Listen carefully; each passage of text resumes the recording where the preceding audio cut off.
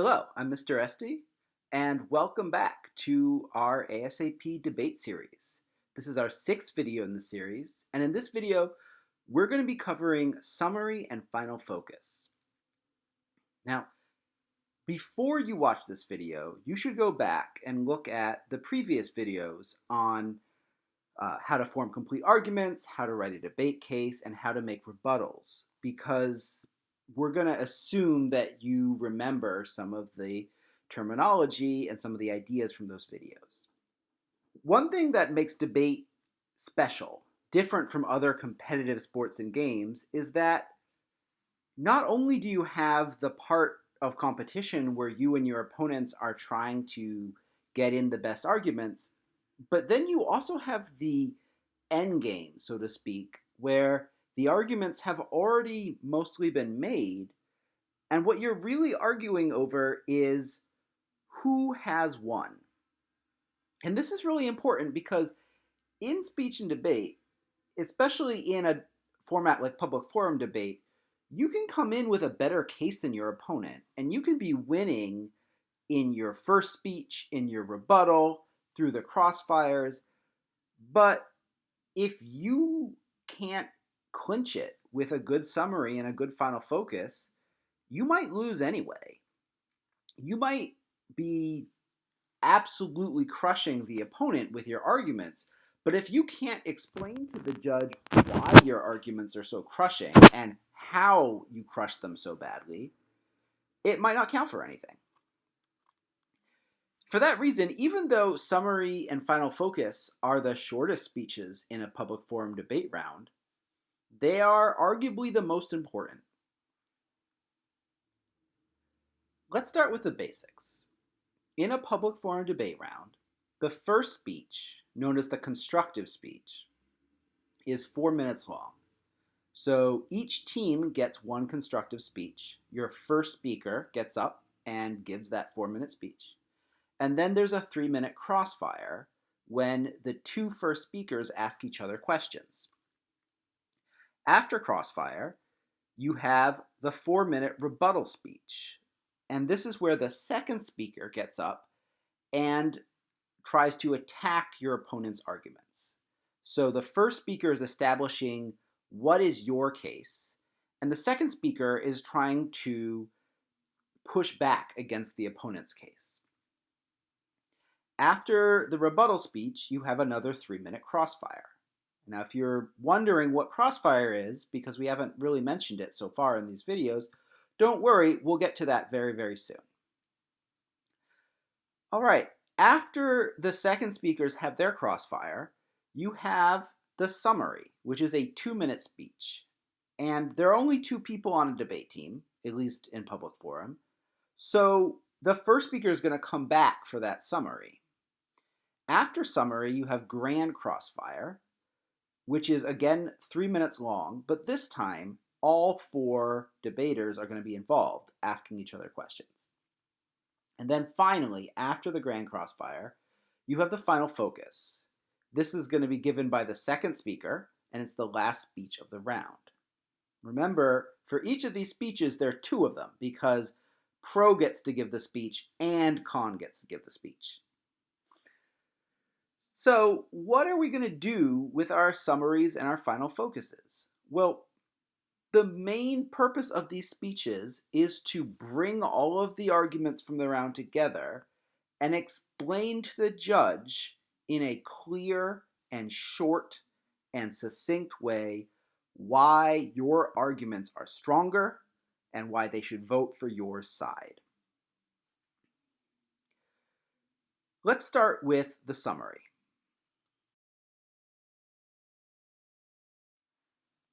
The summary is, in my opinion, the hardest speech in public forum debate. So, for speakers, if you're having trouble figuring out what to do during your summary, don't worry, that's everyone. Summary is hard.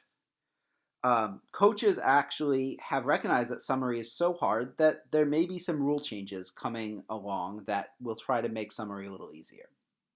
But in any case, the first speaker gets to read your first constructive speech right off a piece of paper, so I wouldn't complain too much about that. What are we doing in this summary? Well, this is what we're not doing. We are not bringing up new arguments. There is an exception, which is that you can respond to your opponent's arguments if you absolutely need to. You're allowed to do that. It's not usually a good idea unless your opponent has brought up something in their rebuttal and they spoke after you. So your second speaker never got a chance to respond to it. And if it's really threatening to your case, you're worried that this will make you lose, or you're thinking, oh wow, this is a softball. I need to attack this because it's so easy to attack. This is what's going to make me win. Okay, then take some time to respond. But be careful. Remember, you have 2 minutes. You should give yourself 30 seconds tops to respond to opposing arguments. Because any more than that, and you're going to run out of time. Time is very much your enemy in the summary. It's very precious. So at most, you're spending 30 seconds responding to something that your opponent said that you've never gotten a chance to talk about. What you want to focus on in the summary is building your case to the judge for why you should win the round. And the way you're going to do that is with something that I like to call crystallizing. So this is the thing you have to remember in a summary. So far, when you're giving your summary, there has been 2 4-minute constructives, 2 4-minute rebuttals, and 2 3-minute crossfires. That's a total of 16 minutes of speeches and another 6 minutes of question and answer. You have a 2-minute speech. You cannot summarize by repeating everything that's been said so far. Because if you try to do that, you cannot fit 22 minutes of ideas into 2 minutes. It's not possible. So don't. What I recommend you do in a summary is stop thinking specifically about contentions. Start thinking in terms of themes. This is where you have to show that you're a good listener. You have to be really understanding your opponent's case and thinking about how it relates to your case. How can themes work? So, for example, you could say to the judge, look, Judge, one of the main themes of this debate is about whether we're going to value human lives more or whether we're going to value money more. And when you do that, then you pull in all the arguments that you've made on that topic and all the arguments your opponents made. So, for example, if you're talking about healthcare, say, and your opponent has 2 contentions that are about, you're going to put health insurance companies out of business and pharmaceutical companies are going to lose money, you say, look, my opponent has these 2 contentions and they're really worried about these businesses losing money. Meanwhile, I'm over here, I have this contention about how people are dying because they can't get health care. And I have another contention about how, if people could get regular checkups, the health of our nation would be improved. So we're over here defending human lives, and my opponents are over here defending money, profits, the bottom line. Ultimately, Judge, my partner is going to show you in the final focus that their arguments about money are wildly exaggerated. But even if you don't believe that, we are defending lives and they're defending money, right? So that's a summary. That could be part of a summary. Your theme there is lives versus money. So that's one option for summarizing, is to say, we're in general talking about this kind of thing, and our opponents are talking about this other kind of thing. Another way that you can summarize is just by grouping contentions together because they have similar themes. In that, for example, in the same resolution, if you're talking about healthcare and you have a saving lives contention and your opponent has a saving lives contention, bingo! Those two contentions group together under the theme of saving lives. So, Judge, one of the main themes of this debate is how do we save the most lives? Our opponent says it's by this, we say it's by that. This is why you should prefer our argument. And then you go into what you think was your strongest argument.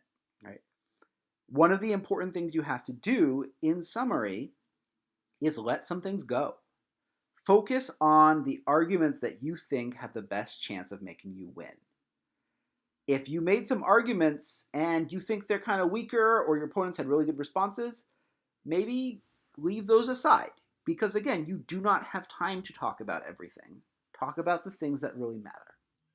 The way that's very useful for summarizing is you've heard, but we've shown. And the idea here is you'll say something like, Judge, you've heard that for-profit health insurance cannot possibly cover every person in the country. But we've shown that it's actually possible to do this, and it's possible to do it faster and better than a single-payer healthcare system. Just because I don't want to give pro all the sample arguments in this resolution. So what this type of grouping is about is simply pointing out how your arguments and their arguments clash, and specifically how your arguments just sort of run over their arguments. The you've heard but we've shown is best used in a debate where you think you've pretty much got an answer for everything they've said, and your main worry is that the judge just isn't going to recognize it. So you've heard but we've shown is when you're really focusing on how do I show how much better we've been than they are? How do I show that we have something to respond to everything they've brought up? So to summarize, because what would be a video on summaries if we don't summarize at the end? To summarize, we've gone over 3 useful strategies for crystallizing in a summary. One is to point out the major ways that you and your opponent conflict, not on the my single argument versus your single argument, but my theme versus your theme, lives versus money, likely outcomes versus unlikely outcomes, long-term versus short-term. This is a second way is to group by topic. Oftentimes you and your opponent will each have contentions that are about pretty much the same thing. You might both have the money contention. You might both have the democracy contention. You might both have the safety or saving lives contention. And when that happens, you can just address both contentions together. Look, Judge, we both are talking about saving lives, but we have shown you that our side is much more effective at saving lives. And then explain why. Is your impact bigger? Is their impact doubtful because their evidence isn't very good? Whatever. And finally, you have the type of crystallization where you get the you've heard but we've shown, where you bring up all of your opponent's arguments, you set them up, and then you show how you've knocked every one of them down. And again, that last one is mostly a useful tactic when you have out-prepared your opponents, you've out-researched them, and you've actually had a good response to everything they've said. All right, so that's summary. And I'm not going to pretend that just that little bit of advice will make you feel super confident with summaries. Summaries are hard and they take practice, but that's a good way to get started. Remember, in your summary, don't spend too much time responding to specific arguments. Crystallize. I would limit yourself to 3 main themes. If you can do it in 2, that's great. But really, Judge, this debate really comes down to 3 main themes. Lives versus money, long-term versus short-term, likely outcomes versus unlikely outcomes. Or, Judge, this debate really comes down to 2 themes. We have an argument about what's better for the economy, and we have an argument about what's better for the environment. And then you explain how your arguments about the economy are better, how your arguments about the environment are better. Judge, what you've heard in this debate is blank, but actually we've shown you other blank. That's what you're doing.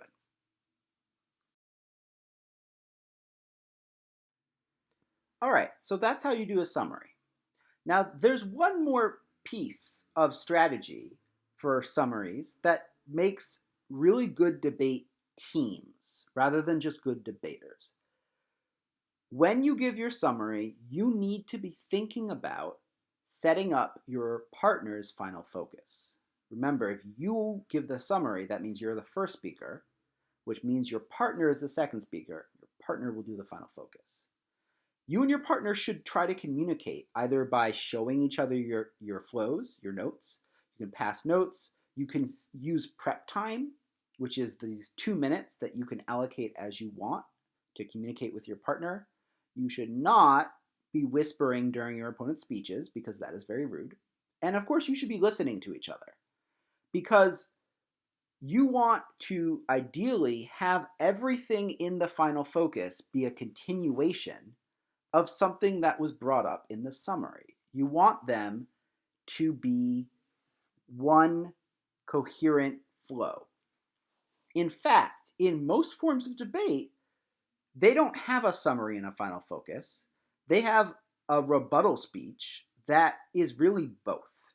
So final focus and summary are really unique in public forum because this idea of crystallizing and then giving voters in most forms of debate is one speech given by one person. But in public forum, we have one person crystallize and another person goes on to voters. And that's what final focus is. It's about voters. And by voters, what we mean is reasons to vote for you to win. Reasons why the judge should say, that's you, you're the winner. That's what final focus is all about. Final focus, you are not allowed to bring new evidence into final focus. Bringing new evidence into summary is frowned upon. It's not great, but it's allowed. It's legal. You cannot bring up any evidence or information in final focus unless it has already been mentioned at some other point in the debate. That's really important. That's another reason why good note-taking is really important. You need to know what arguments are available to you when you make your final focus. If you didn't say it earlier, the time has passed, you're not saying it in the final focus. What you're doing in the final focus, you're going to seize on the themes that your partner said in their summary. And then you're going to explain why your position within these themes should make the judge vote for you. A very important point in final focus is that final focuses should be focused on impacts, and specifically on impacts in the real world. So what I have often told new debaters after judging their rounds is, look, I'm not going to judge your debate based on whether their second contention falls, or based on whether they had a clear claim for their third contention. I'm going to judge your round based on who is saving lives, or who is making better policy, who is making better outcomes for people. I'm trying to think of this debate resolution like it was a real policy. I'm trying to listen to your arguments and evaluate it if we were actually going to do this thing. So your final focus, really, you probably don't need to use words like contention at all. You want to focus on things like, we are going to save millions of lives that will be lost if you go with our opponent. Our opponent wants you to spend millions and millions of dollars on a program that we have already shown will not work. Things like that. And ideally, you are connecting these to the themes your partner brought up. So, judge, we have shown you how this debate really boils down to a few main questions: lives versus money, and long-term versus short-term. Well, Judge, we're on the side of lives, and then you go on at that point. And then at the end, you come back to long-term versus short-term. Why is a long-term result more important than short-term results, or vice versa? In Final Focuses, you're really focusing on impacts. The only reason you would be talking about claims and warrants is if you feel like they're necessary to get rid of an opposing impact. Like, Judge, my opponent has claimed that our side of the resolution will lead to global nuclear war. And that sounds horrible, but it's not going to happen, right? Because you're not going to outweigh nuclear war as an impact, but it's also likely that it's not at all a realistic impact. You really need to make that impact go away. You're not trying to compete with it. You're just trying to get it disqualified. But in general, you're focusing on impacts. So here's what you're bringing up in your voters. Number one, ways in which your impacts outweigh their impacts. So they can outweigh because they're bigger, because they're more likely to happen, because you've shown that they're not going to happen, because you destroyed their contention. That's the number one thing you're doing in your final focus. Another thing you're doing in your final focus with your voters is pointing out anything that your opponent really messed up on, and not as a personal attack. Not, Judge, our opponent said this thing and it's embarrassing, so vote against them, but more, Judge, I also want to point out that our opponents in Crossfire admitted that they didn't really know any examples of whatever, right? If your opponent dropped an argument or admitted something really bad about their case, you want to bring that up in Final Focus. Not just in Final Focus. You want to bring it up in Summary first and then Final Focus after. Ideally, everything in Final Focus has been previewed in the summary. Third thing, and this is unfortunate and won't come up that often, but in the Final Focus, make sure to remind the judge if your opponent has done something that you think is unethical or illegal or not proper. And that can be something really serious, like if you have evidence that your opponent made up a source, yeah, you should bring that up in Final Focus. If your opponent straight up lied about a source, you should bring that to your coach after the round. That's a serious matter. But if your opponent misread a source and didn't understand it properly, you should bring that up to the judge. If your opponents talked incredibly quickly and used a lot of jargon and were very hard to understand, you can go up there in the Final Focus and tell the judge, we also think that it was unfair to expect us to follow our opponent's speech when they were clearly trying to be difficult to follow. That's a reasonable argument. If your opponent says something really offensive, if they insult you, if they say something that is racist or rude or sexist, or if they say something that is really shocking, you don't want to make a big deal about it, but you should bring it up in Final Focus and just point out, Judge, also at the end of all of these things, so first give all the debate reasons why you won, but at the end you might want to throw in, Judge, we also want to point out that in Crossfire, my opponent used a very offensive word, and while we would prefer to win this debate case on the merits, we also think that that kind of language should not be encouraged in debate, and we ask you to send a strong message by refusing to accept it from our opponents. Like I said, this should not happen very often, and I also want you to remember that as a judge, I will do anything I can to avoid deciding the round on a technicality. So it is very annoying to me when students come up there and try to win the round and spend their entire Final Focus talking about how their opponents did things wrong. I'm not here judging a debate because I want to give people wins by default. I want to hear you out debate the other team.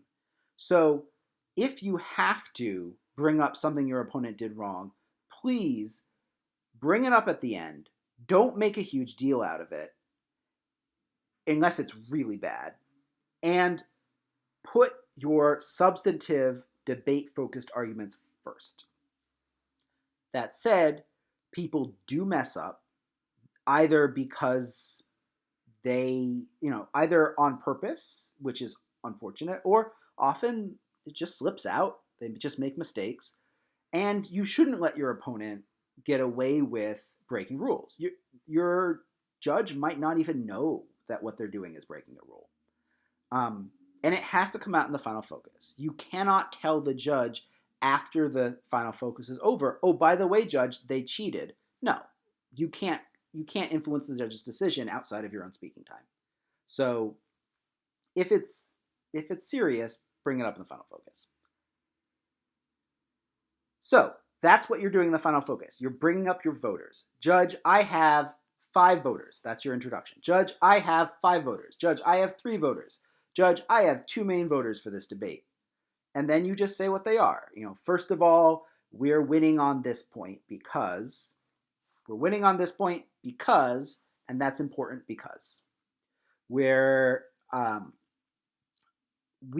were able to show that we are doing this better than them.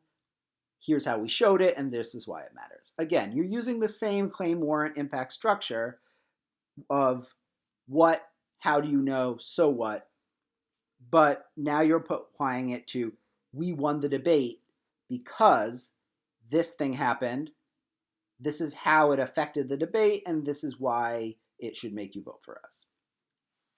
That's your final focus. If you have a really good summary to go off of, final focus is really easy. If you have not as good a summary, you have to be kind of creative.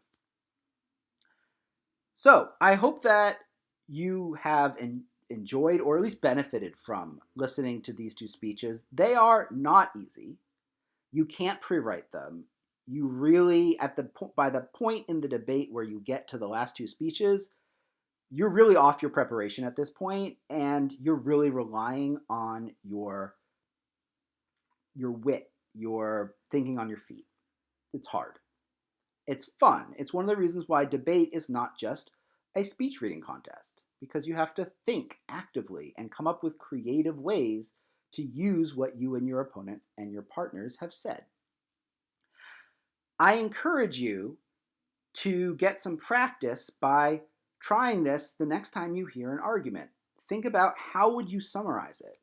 You can apply this to your real life. After you have an argument with a person, try coming back to them saying, okay, so what I heard in that argument we just had is basically, here are my main themes. I think you might be surprised how effective that can be outside of debate and in real life. You can do a final focus afterwards where you and your friend are both arguing and the teacher breaks it up and you say, okay, teacher, I just want to point out this is what I think happened and here's why I think you should side with me. Or here's why I think you should not give me detention. And give them 3 main reasons. You'll be surprised how often that works. I'm not promising you're going to get out of detention with it. But I think you'll save a lot of friendships just by showing your opponent that you actually listened to what they said and showing how you have the same idea and different ideas. Get out there and happy debating.